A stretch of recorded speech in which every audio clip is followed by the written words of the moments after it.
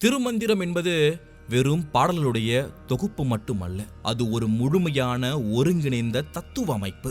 அதன் மைய கருத்துக்கள் மனித வாழ்வின் அடிப்படை கேள்விகளுக்கு பதிலளிக்கிறது. திருமூலருடைய தத்துவங்களில் மிகவும் ஆழமானது, புகழ்பெற்றது அன்பே சிவம் எனும் மகா வாக்கியம். அன்பும் சிவமும் இரண்டும் என்பார் அறிவிலார். அன்பே சிவமாவது ஆறும் அறிகிலார். அன்பே சிவமாவது ஆறும் அறிந்தபின் அன்பே சிவமாய் அமர்ந்திருந்தாரே. இந்த மந்திரத்தின் உட்பொருள், அன்பு வேறு சிவம் வேறு என்று சொல்பவர்கள் அறிவில்லாதவர்கள். அன்புதான் சிவம் என்பதை யாரும் அறிவதில்லை. அன்புதான் சிவம் என்பதை ஒருவர் அறிந்து கொண்ட பிறகு அவரே அன்பின் வடிவமான சிவமாக நிலை பெற்றிருப்பார் என்பதாகும்.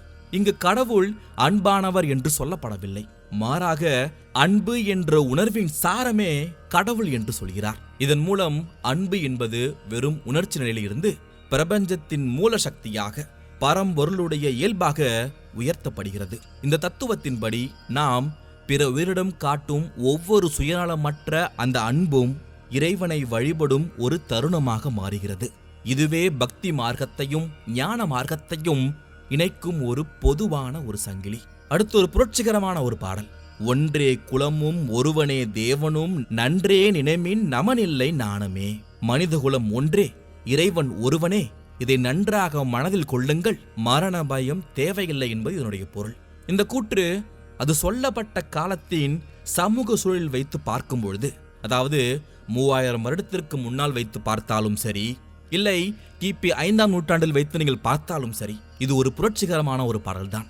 சாதி படுநிலைகளையும் குலபேதங்களையும் பல்வேறு வழிபாட்டு முறைகளும் வேறு ஊன்றியிருந்த ஒரு காலகட்டத்தில் திருமூலர் மனித குலத்தின் ஒற்றுமையையும் இறைவனுடைய ஒருமையையும் நேரடியாக இணைக்கிறார். இதனுடைய தர்க்கம் மிகவும் சக்தி வாய்ந்தது. அனைத்திற்கும் மூலமான இறைவன் ஒருவன் என்றால் அவனால் படைக்கப்பட்ட மனித குலத்தில் பிறப்பின் அடிப்படையில் உயர்வு தாழ்வு எப்படி இருக்க முடியும் என்று கேட்கிறார். இது ஆன்மீக ஜனநாயகத்தின் ஜாதி மதம் இனம் போன்ற அனைத்து பிரிவினைகளும் மனிதனால் உருவாக்கப்பட்ட மாயைகள் என்றும் அவை ஒரே ஒரு தெய்வீக உண்மையை பார்க்க விடாமல் தடுக்கிறது என்றும் அவர் வாதிடுகிறார். ஆக இது இன்றைய சமூக ஏற்றத்தாழ்வுகளுக்கும் பிரிவினைவாதத்திற்கும் ஒரு சக்தி வாய்ந்த மருந்தாக இருக்கிறது. அடுத்து அருமையான ஒரு அகப்பயணம். உள்ளம் பெருங்கோவில், ஊனுடம்பு ஆலயம். இறைவனை வெளியே தேடுவதற்கு பதிலாக ஒவ்வொரு மனிதனுக்குள்ளும் தேட வேண்டும் என்கிறார். நமது உள்ளமே ஒரு கருவறை, இந்த ஊனால் ஆன உடம்பே ஆலயம் என்ற இந்த வரி வழிபாட்டின் மையத்தை வெளியே கோவிலில் கிடையாது, நம் அக உலகிற்குள்ளே இருக்கிறது என்கிறார்.